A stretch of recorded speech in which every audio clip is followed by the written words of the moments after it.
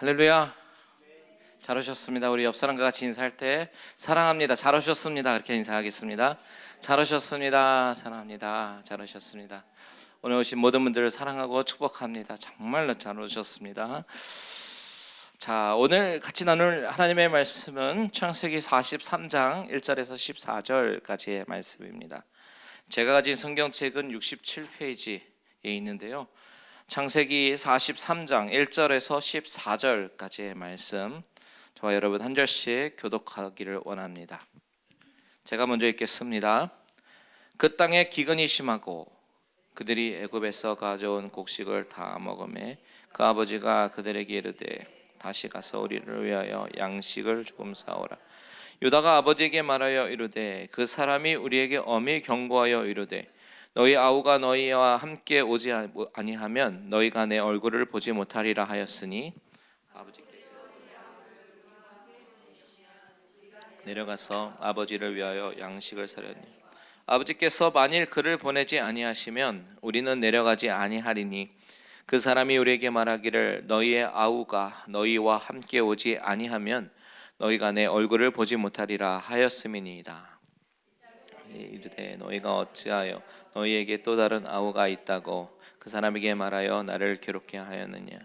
그들이 이르되 그 사람이 우리와 우리의 친족에 대하여 자세히 질문하여 이르기를 너희 아버지가 아직 살아 계시느냐 너희에게 아우가 있느냐 하기로 그 묻는 말에 따라 그에게 대답한 것이니 그가 너희의 아우를 데리고 내려오라 할 줄을 우리가 어찌 알았으리까.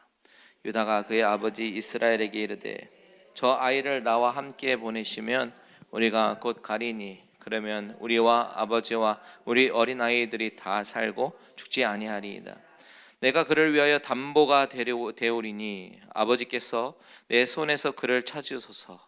내가 만일 그를 아버지께 데려다가 아버지 앞에 두지 아니하면 내가 영원히 죄를 지리이다.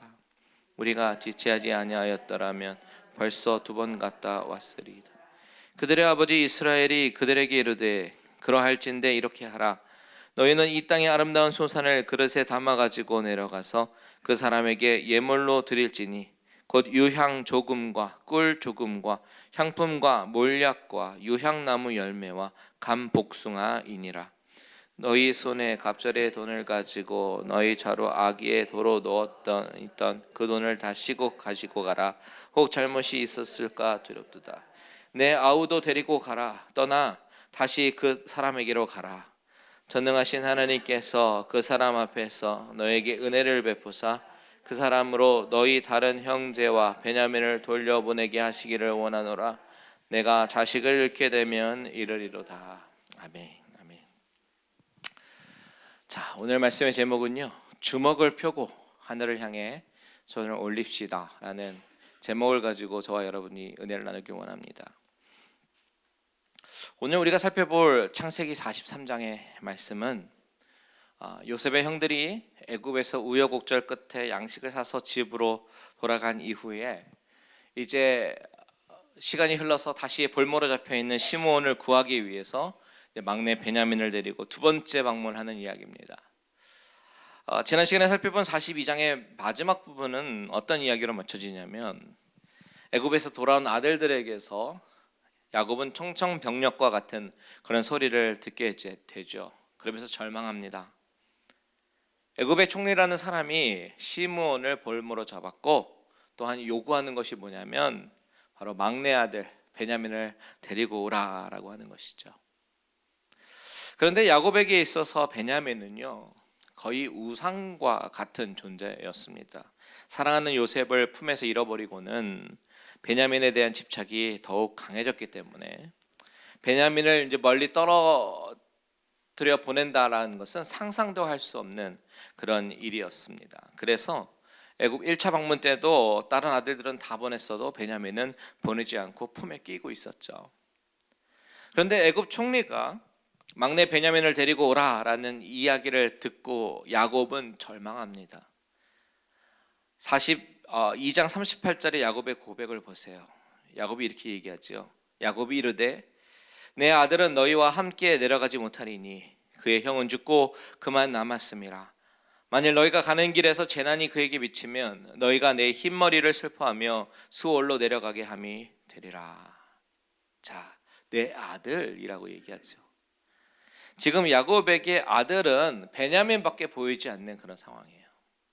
내 아들은 너희와 함께 내려가지 못한다. 그렇게 되다가 만약에 재난이라도 만나게 되면 나는 수월로, 그러니까 지옥으로 내려가는 것과 같다라고 말을 하는 것입니다.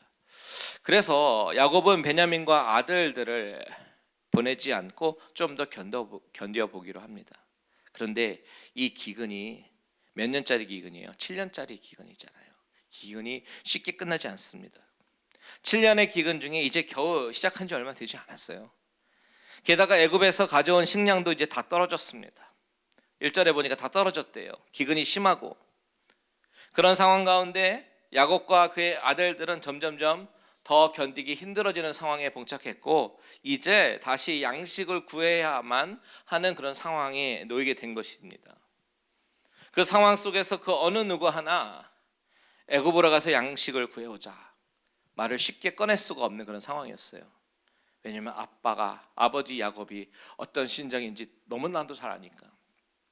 그래서 어떻게 하나 서로 눈치를 보고 있는 상황 가운데 야곱이 말을 꺼내기 시작하죠. 2절을 같이 읽습니다. 2절 시작. 그들이 애굽에서 가져온 곡식을 다 먹음에 그 아버지가 그들에게 이르되 다시 가서 우리를 위하여 양식을 좀 사오라. 먼저 말을 꺼낸 사람은 야곱이었습니다. 침묵하는 아들들보다 이제 야곱이 나서서 보다 못하니까 애굽으로 가서 양식을 사오라라고 얘기한 것이죠. 하지만 이들 모두 마음이 무거웠어요. 왜 그렇습니까? 막내 베냐민을 데리고 가야 되기 때문이죠. 이것이 애굽 총리가 내건 조건이었습니다. 그렇지 않으면 죽을지도 모른다라는 두려움도 있었을 거예요. 근데 이때 유다가 용기를 내서 아버지께 말합니다. 3절에서 5절 같이 읽습니다. 시작. 유다가 아버지께 말하여 이르되 그 사람이 우리에게 엄히 경고하여 이르되 너희 아우가 너희와 함께 오지 아니하면 너희가 내 얼굴을 보지 못하리라 하였으니 아버지께서 우리 아우를 우리와 함께 보내시면 우리가 내려가서 아버지를 위하여 양식을 사려니와 아버지께서 만일 그를 보내지 아니하시면 우리는 내려가지 아니하리니 그 사람이 우리에게 말하기를 너희의 아우가 너희와 함께 오지 아니하면 너희가 내 얼굴을 보지 못하리라 하였음이니이다. 자, 유다의 요제는 아버지, 우리가 가고 싶지 않아서 안 가는 것이 아니라 그 애굽 총리가 아우를 데리고 오지 아니하면 내 얼굴을 보지 못하리라라고 했기 때문입니다. 이제는 아우를 데리고 가야만 합니다. 이렇게 아버지께 얘기하죠. 자, 여기서 형들의 입장과 시각에서, 그 아들들의 입장과 그 사람들의 시각에서 이 사건을 바라보면 어떤 상황이겠어요? 이 형들은 먼저 애굽의 총리를 매우 무서워하고 있습니다. 그렇죠? 팩트 1. 애굽 총리를 무서워하고 있다. 그리고 팩트 2는 뭐냐면 이 형들은 현재 그들이 갖고 있는 이 문제를 스스로 해결할 수 없는 그런 상태에 머물렀습니다. 이게 팩터 2입니다. 그런데 이런 모습이, 이 두 가지의 모습이 우리에게 시사하시는 바가 분명히 있어요. 그것이 무엇이냐면 우리가 예수 그리스도로 말미암아 구원을 받기 이전의 모습이 바로 이런 모습이다라는 것을 보여주는 것입니다. 우리가 예수를 모르면 이 세상이 두렵습니다. 그리고 나를 두렵게 만드는 이 모든 상황 속에서 내가 할 수 있는 것이 아무것도 없어요. 내가 스스로 해결할 수 있는 능력이 없습니다. 이런 전적인 타락과 전적인 무능력함 가운데 하나님은 조건 없는 선택으로 우리에게 불가항력적인 은혜를 주시고 우리를 인도하시는 하나님이시다라는 사실을 우리는 기억해야 합니다. 이렇게 인간의 전적인 타락, 무능력, 그리고 하나님의 무조건적인 선택과 은혜, 인도하심, 이것이 바로 튤립이라고 불리는 칼빈의 5대 강령인데, 오늘 본문에서도 아무것도 할 수 없을 때, 전적으로 무능할 때 하나님은요 모든 것을 계획하시고 가장 베스트 웨이로 인도하시는 것을 우리에게 보여주고 있는 것입니다. 그것이 하나님이 택하신 백성 가운데 베푸시는 구원의 계획이고 인도하심이에요. 보십시오. 6절과 7절 시작. 이스라엘이 이르되 너희가 어찌하여 너희에게 또 다른 아우가 있다고 그 사람에게 말하여 나를 괴롭게 하였느냐. 그들이 이르되 그 사람이 우리와 우리의 친족에 대하여 자세히 질문하여 이르기를 너희 아버지가 아직 살아계시느냐 너희에게 아우가 있느냐 하기로 그 묻는 말에 따라 그에게 대답한 것이니 그가 너희의 아우를 데리고 내려오라 할 줄을 우리가 어찌 알았으리이까. 야곱은요 이렇게 아들들을 책망해요. 원망합니다. 너희가 왜 아우가 있다고 말을 해서 나를 괴롭게 하느냐라는 것이에요. 근데 여기서 이 아들들의 대답을 보세요. 묻는 말에 대답한 건데 그가 아우를 데리고 오라고 할 줄 우리가 어떻게 알았습니까? 라고 말하죠. 당연히 모릅니다. 이 모든 것을 우리가 어떻게 합니까? 라는 것이죠. 여러분 마찬가지로 우리의 삶에도 일어나는 많은 일들 우리가 어떻게 다 예상하고 우리가 다 어떻게 살아가겠습니까? 우리가 할 수 있는 것 아무것도 없습니다. 우리가는 예상할 수가 없어요. 한 치 앞도 내다볼 수가 없는 것이 우리의 인생입니다. 그리고 우리가 예상한다 한들 우리가 예상한 대로 흘러가지가 않습니다. 다만 우리의 인생은 오직 나의 하나님의 손에서만 이끌려서 간다. 그 사실을 믿으시기 바랍니다. 모든 것이 다 하나님의 계획 가운데 있고 그리고 그 가운데 우리를 이끄시는 성도의 견인, 성도의 성령님의 인도하심이 오늘까지 저와 여러분을 인도하신 것이에요. 이 사실을 믿음으로 고백하는 저와 여러분들 되시기를 축복합니다. 이렇게 아버지 야곱과 아들들이요 서로 원망도 하고 변명도 하고 특별한 어떤 솔루션이 없는 가운데 봉착해 있을 때에 유다는 한 가지 방법을 제안합니다. 8절과 9절 같이 읽겠습니다. 시작. 유다가 그의 아버지 이스라엘에게 이르되 저 아이를 나와 함께 보내시면 우리가 곧 가리니 그러면 우리와 아버지와 우리 어린아이들이 다 살고 죽지 아니하리이다. 내가 그를 위하여 담보가 되오리니 아버지께서 내 손에서 그를 찾으소서. 내가 만일 그를 아버지께 데려다가 아버지 앞에 두지 아니하면 내가 영원히 죄를 지리이다. 자, 유다가요 내 생명을 걸 테니 보내달라는 것이죠. 지금 이렇게 고민하고 누구를 원망할 때가 아니라는 겁니다. 우리 가족이 모두 살기 위해서는 막내 동생을 저와 함께 보내주십시오. 제가 책임지겠습니다. 일이 잘못되면 제 생명을 걸겠습니다. 이렇게 말을 하는 것입니다. 여러분 지금 유다가 나서서 모든 일을 중간에서 중재하고 또한 리더십이 있는 그런 모습으로 일을 해결하고 있는 그 모습을 우리는 주목해 봐야 됩니다. 왜냐하면 유다가 어떤 인물인가 우리는 생각해 볼 필요가 있기 때문입니다. 유다가 어떤 인물입니까? 유다는 야곱의 넷째 아들이지만 결국 장자의 축복을 받습니다. 예수님의 족보를 보면 야곱과 유다 이렇게 나옵니다. 구약 성경에서 장자라고 하는 것은 의미가 있죠. 그런데 참으로 이상한 것은 하나님께서 정하신 장자는 따로 있다라는 것입니다. 야곱은 에서보다 동생으로 태어났지만 장자의 축복을 받았어요. 그리고 유다도 넷째 아들이지만 장자로서의 축복을 받습니다. 그런데 그들은 과연 그렇게 장자의 축복을 받을 만한 그런 존재였느냐라는 것입니다. 성경은 아니라고 얘기해요. 야곱은 평생 남을 속이고 살고 자기 꾀로 인해서 사는 인생입니다. 그런데 하나님은 그를 주목하시고 선택하셔요. 유다는 어떻습니까? 우리가 38장을 볼 때 말씀드렸지만 요셉의 이야기가 시작이 돼서 진행하다가 갑자기 유다와 다말의 이야기가 생뚱맞게 툭 튀어나온 적이 있었습니다. 유다는 가족을 떠나고 이방인과 함께 살다가 아들들이 죽습니다. 그리고 며느리 다말을 창녀로 착각하여 며느리 사이에서 아들을 낳게 되는데요. 정말 추잡한 인생이죠. 그런데 그럼에도 불구하고 하나님은 이런 인생들에게 찾아오시고 은혜를 주시는 거예요. 유다가 다말이 나중에 자신의 정체를 밝혔을 때 그는 나보다 옳도다라고 말을 했어요. 자신이 마치 함정에 빠진 것 같은 그런 상황 속에서 구덩이에 빠져서 꺼내달라고 외치던 그런 요셉을 떠올릴 수밖에 없었던 그 상황, 그러면서 동생 요셉의 상황을 이해하기 시작하죠. 어떤 마음이었을까? 얼마나 절망적이었을까? 이것을 생각하죠. 그리고 아버지 야곱도 이해하기 시작합니다. 자신이 이방 여인과 결혼해서 낳은 아들 엘, 오난, 셀라, 엘과 오난은 여호와 보시기에 악해서 죽게 되는데 이 모든 것을 지켜봐야 했던 아버지 유다는 아들들의 죽음을 지켜보는 것이 얼마나 큰 아픔인가, 얼마나 큰 절망인가, 얼마나 큰 상처인가, 이것을 경험하게 되는 것입니다.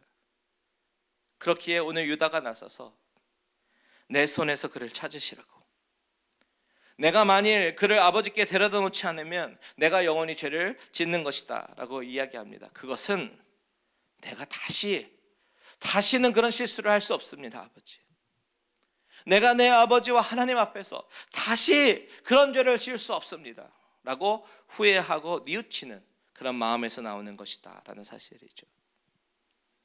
여기서 유다의 말 하나를 더 주목해 볼까요? 10절입니다. 10절 같이 있습니다. 시작. 우리가 지체하지 아니하였더라면 벌써 2번 갔다 왔으리이다. 유다는요, 지체하지 않았더라면 2번 더 다녀왔을 거라고 얘기하고 있어요. 당시 애굽의 수도가 멤피스라는 지역인데, 야곱의 집안이 가나안 헤브론에 살고 있었더라면 그 두 지역 간의 거리는 약 250마일 정도 됩니다. 그렇다면 당시의 여행으로는 약 3주 정도 걸리는 길이었다고 그래요.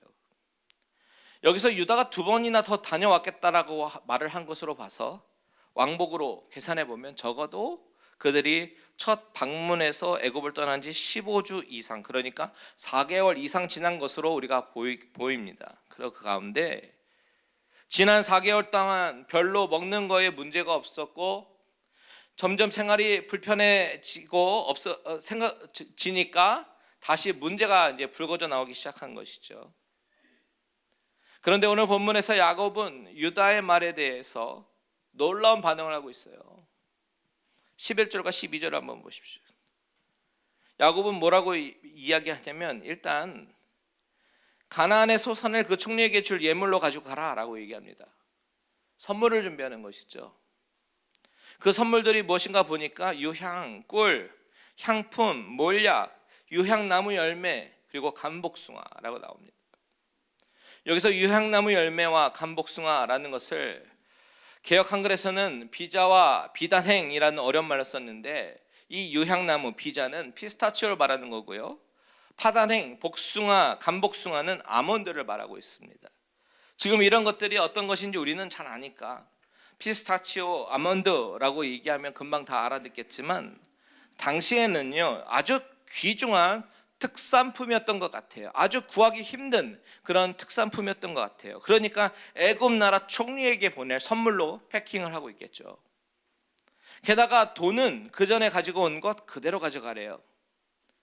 또 곡식을 살 돈을 더 가지고 갑자리나 가지고 가라고 얘기합니다.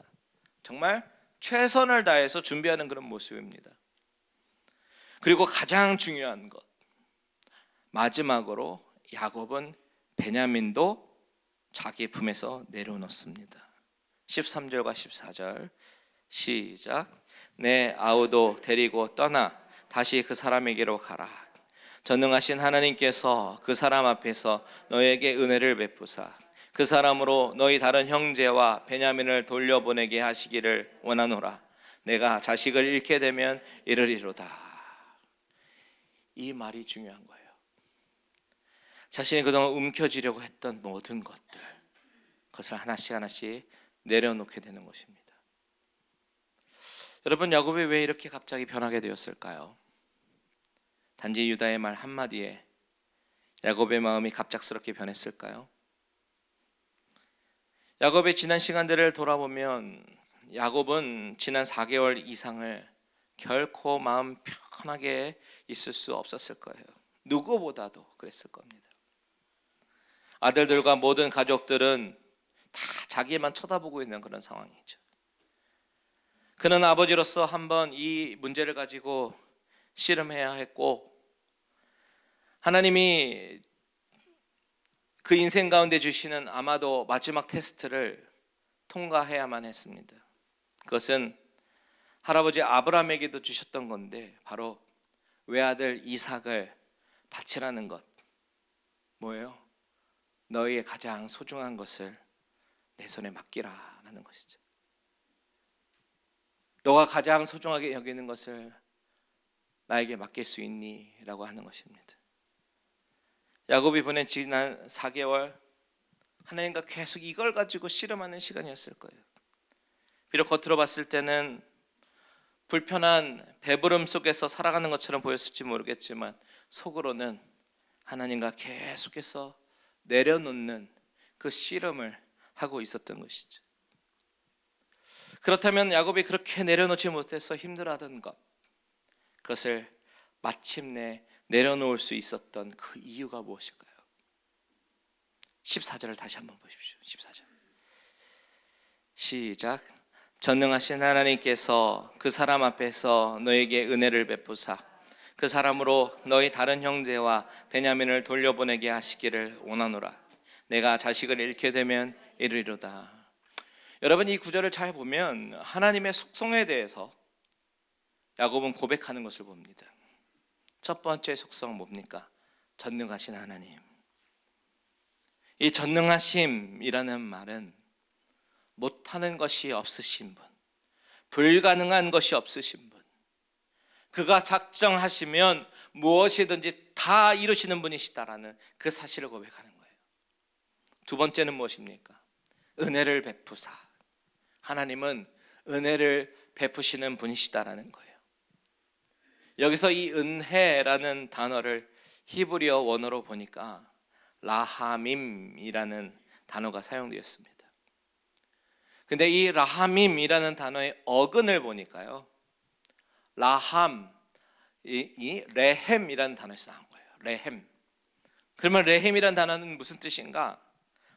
바로 어머니의 자궁, 모체, 태, 그런 뜻입니다. 이 레헴이라는 단어를 뿌리를 두고 파생된 여러 단어가 있는데, 바로 라하밈이라는 단어, 사랑하는 마음, 자비라는 뜻을 가진 오늘 본문에 나온 라하밈도 있고요. 또 라훔이라는 단어도 있어요. 그것은 자비로운, 인정이 많은 이란 뜻이고, 또 름이라는 단어도 있는데 사랑하다, 다정히 인사하다, 긍휼히 여기다, 그런 뜻이 있습니다. 그 외에도 여러 단어가 있는데, 이런 뜻으로 비춰봤을 때 어떤 뉘앙스가 느껴지십니까? 어머니가 아이를 태bes어요. 임신했습니다. 뱃속에 아이를 품고 아이를 향해서 조심스럽게 아이를 뱃속에서 키우면서 사랑하고 최선을 다해서 기르는 어머니의 마음을 표현한 것이 바로 레헴에서 파생된 라하밈이라는 단어, 은혜라는 뜻의 단어의 뜻이라는 것이에요. 즉, 하나님의 은혜가 무엇인가? 하나님의 은혜는 마치 아이를 뱃속에 품고 아이가 어찌 될까 조심하면서 또 만난 것도 먹고 태교도 하고 최선을 다해서 키우는 그 어머니의 마음이 바로 하나님의 마음이고, 그것이 바로 하나님의 은혜라고 하는 것입니다. 지금 야곱의 심정이 어떤 심정이냐면, 불가능이 없으신 전능하신 하나님이 그 애굽 총리 앞에 있는 너희들에게 은혜 베푸시기를 원하신다라는 거예요. 너희들을 불쌍히 여기시고 노심초사하며 조심조심 사랑하는 그 어머니의 마음으로 너희에게 은혜를 베푸시고 베냐민을 다른 형제와 함께 돌려보내게 하시기를 원하노라. 이것이 야곱의 마음입니다. 그런데 이제는 그것조차 내려놓습니다. 내가 자식을 잃게 되면 이르리로다. 어떻게 이것을 내려놓습니까? 이것이 하나님의 뜻이라면 내 생각과 나의 뜻을 내려놓겠습니다. 하나님이 은혜를 베푸사 가장 선한 길로 인도하소서, 이런 고백이에요. 그런데 여러분, 바로 이 순간을 하나님은 기다리고 계셨던 것이죠. 야곱의 두 손이 펴지기를. 그동안 그가 꼭 잡고 놓지 못하고 있었던 것을 놓기를 하나님은 기다리고 계셨던 것이에요. 여러분, 하나님께서 일하시는 타이밍은 바로 내가 포기하지 못하는 것을 다 하나님 앞에 내려놓을 때에 이 모든 것도 하나님의 영역입니다 라고 인정하고 고백할 때 하나님은 그때 일하기 시작하십니다. 여러분, 하나님께서는 우리에게도 이런 과정을 주시잖아요. 정말 깊이 고민하는 그 순간, 하나님 이것만큼은 안 걷어가셨으면 좋겠어요. 이것만은 안 돼요. 하나님, 내 주먹 안에 있는 것 이것마저 가져가시면 안 됩니다. 그런데 이 주먹에 있는 이것마저 하나님의 손에 있다라고 고백하는 그 순간, 그 손이 스르륵 풀려서 하나님을 향해서 드는 그 순간 하나님은 역사하신다라고 오늘 성경은 우리에게 말씀하고 계시는 겁니다. 여러분, 여러분의 베냐민은 무엇입니까? 내가 끝까지 내려놓아야 하는 그것, 그런데 아직까지 꼭 쥐고 있는 그것이 무엇입니까? 사람마다 다 베냐민이 있습니다. 저도 물론 있습니다. 하지만 우리가 야곱처럼 하나님, 내가 이 자식을 잃게 되면 잃겠습니다, 이렇게 고백하는 그날 하나님은 우리에게 일하실 줄 믿습니다. 오늘 이 저녁이 저와 여러분의 문제 해결함이 있는 저녁이 되시기를 주님의 이름으로 축원드립니다. 아멘.